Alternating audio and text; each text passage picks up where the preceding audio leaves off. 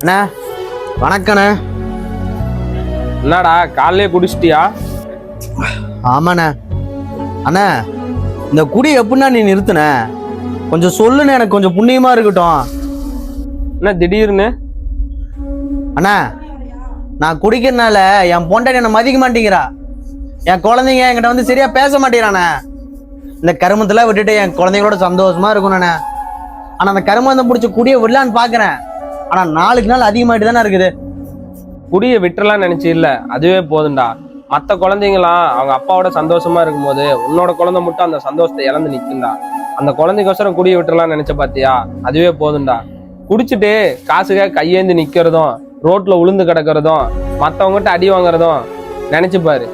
அது ஒரு குற்ற உணர்ச்சியா இருக்கும். அந்த குற்ற உணர்ச்சி எடுத்து உன் குழந்தை மேல வை, அது ஒரு வைராகியமா மாறும். நாளையில இருந்து தானே குடியை விட்டுறலாம்னு நினைச்ச, இன்னையில இருந்து இப்ப இருந்து குடியை விட்டுறா. ஒரு மாதிரி பதட்டமா இருக்கும், ஏதோ பெருசா இழந்த மாதிரி இருக்கும். அதெல்லாம் ஒண்ணுமே ஆகாதுடா, தைரியமா இரு. குடியினால வாழ்ந்தவனும் இருக்கான், அழிஞ்சவனும் இருக்கான். நம்மளுக்கு அந்த குடி வேணாம்டா. குடியை விட்டீனா எல்லாமே நம்ம கூட இருக்கும்டா.